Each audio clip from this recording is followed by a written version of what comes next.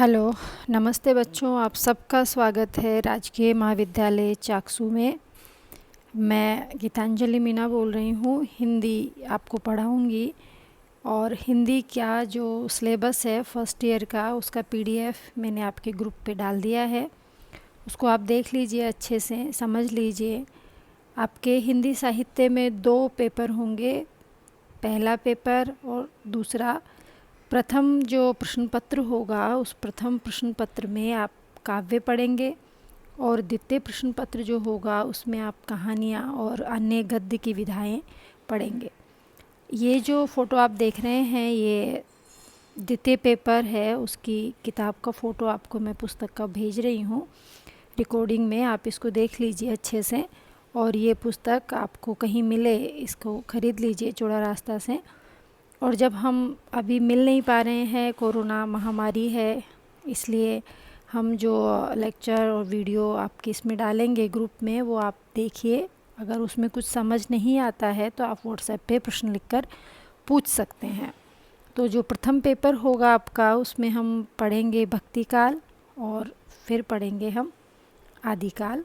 2 हिंदी साहित्य का जो परिचय होगा, उस परिचय में मैं आपको बताऊंगी कि हिंदी साहित्य को कितने भागों में बांटा गया, उसका कैसे नामकरण किया गया, कितने उसको कौन कौन से कवि उसके प्रमुख हैं। जिन लोगों के पास 12वीं कक्षा में जिन्होंने हिंदी साहित्य पढ़ा है, उनको अनुमान होगा कि हिंदी साहित्य का इतिहास क्या है, किसने हिंदी साहित्य का इतिहास लिखा, उसके कितने भाग किए, उसके क्या नामकरण किए, उसके कितने महत्वपूर्ण कवि हैं, उन सब का परिचय आप लोगों ने पढ़ा होगा। लेकिन जिन लोगों के पास साहित्य नहीं रहा, उनको भी परेशान होने की आवश्यकता नहीं है।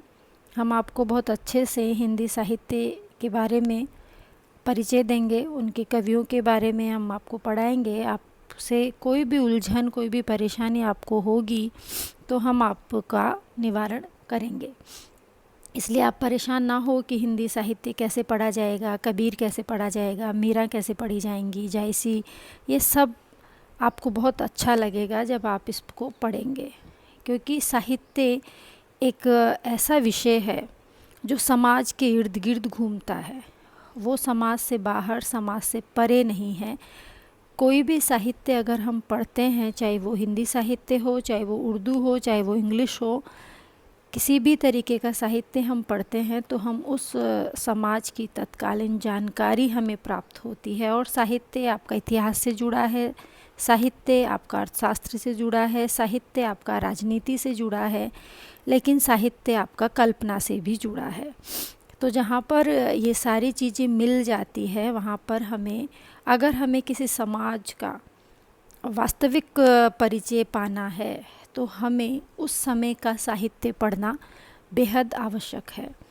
आज हम प्रेमचंद को क्यों उपन्यास सम्राट मानते हैं? इसका कारण है कि प्रेमचंद ने अपने समय का जो समाज था उसका यथार्थ चित्रण किया, और उस समाज से ही हम देखते हैं कि उसमें किस तरह की समस्याएं थी, क्या क्या परेशानियां समाज में रहती थी। इन सब का वर्णन प्रेमचंद ने किया है। तो बच्चों, पहला पेपर जो है आपका, वो भक्तिकाल और आदिकाल के बारे में होगा। और उसमें भक्तिकाल और आदिकाल में आप पढ़ेंगे कबीर, मीरा, रहीम, जायसी, ढोला मारू के दोहे, वो आदिकाल है।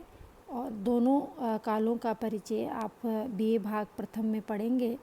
और जो द्वितीय पेपर होगा आपका, वो गद्य विविधा है, जिसमें गद्य की विधाएं हैं, कहानी है, यात्राव्रत है, रेखा चित्र है, रिपोर्टाज है, डायरी है, इन सब के बारे में आप पढ़ेंगे। तो ये आपका 2 पेपर हुए। पहले पेपर की काव्य कलश एक पुस्तक आती है, उसमें सारे कवि आपको मिल जाएंगे। और दूसरे पेपर की ये जो पुस्तक है गद्य विविधा, ये आती है, इसमें आपको सारा सिलेबस मिल जाएगा, पूरा सिलेबस इसमें कवर हो जाएगा। और जो इसका संपादक कोई और भी हो सकते हैं, नई किताबें आपको मिलेगी। तो जो भी कोई आपको कंफ्यूज हो, परेशानी हो, तो आप व्हाट्सएप पे प्रश्न लिखकर पूछ सकते हैं। दूसरी बात आपको मैं ये कहना चाहती हूँ कि जो पहला पेपर है काव्य का, पहले पेपर में ही समझने में थोड़ी सी दिक्कत आपको आ सकती है, क्योंकि हम प्रत्यक्ष रूप से आपके आमने सामने नहीं हैं। तो जिस तरह से आमने सामने होकर हम किसी चीज़ को अभिव्यक्त कर सकते हैं, उस तरह से हम वीडियो में उसको अभिव्यक्त करने में थोड़े असक्षम हो जाते हैं, क्योंकि आपके सामने वो परिस्थितियों का जो चित्रण कि फिल्म है, नाटक है, कहानी है, काव्य है, उसकी सफलता ये है कि उसका दृश्य हमें वास्तविक लगे और ऐसा लगे कि यह हमारे सामने ही उपस्थित हो रहा है। लेकिन ऐसा हम कर नहीं पा रहे हैं कोरोना महामारी के कारण। तो फिर भी हम प्रयास करेंगे कि आपके प्रश्नों का हम उत्तर दें और आपको पूरी तरह हम संतुष्ट कर पाएँ। तो जो भी कोई आपको परेशानी है तो वो आप हमें पूछ सकते हैं, और हम पहले पेपर से ही शुरुआत करेंगे। प्रथम जो प्रश्न पत्र है उससे शुरुआत करेंगे, काव्य से, और उसके बारे में आपको मैं परिचय अगले वीडियो में दूंगी कि हम क्या पढ़ेंगे और किस तरह से हम शुरुआत करेंगे। तो जिन बच्चों के पास 12वीं कक्षा में साहित्य रहा है उनको तो हिंदी साहित्य का परिचय देने की उतनी आवश्यकता नहीं है, लेकिन जिनके पास नहीं रहा है उनको परिचय की आवश्यकता है। तो हम आपको अगले वीडियो में ये बताएंगे कि हिंदी साहित्य का इतिहास कैसे लिखा गया, कितने भागों में बांटा गया और उसके प्रमुख कवि कौन कौन से हैं, और साथ ही हम ये पढ़ेंगे कि प्रथम वर्ष में कितने काल हमें पढ़ने हैं, यानी कि 2 काल हमें उसमें पढ़ने हैं, आदि काल और भक्ति काल। और दूसरा पेपर जो है वो आधुनिक गद्य विधा का है। आधुनिक जो विधाएं हैं, कहानी है, रिपोर्टाज है, डायरी है, रेखा चित्र है, आत्मकथा है, संस्मरण है, इन सब के बारे में हम आपको परिचय देंगे। तो ये आपका सिलेबस मैंने PDF बनाकर डाल दिया है। आप उस सिलेबस को अच्छे से देख लीजिए, समझ लीजिए, और उसमें जो भी कुछ समझ में आपको नहीं आ रहा है वो आप पूछ सकते हैं। धन्यवाद।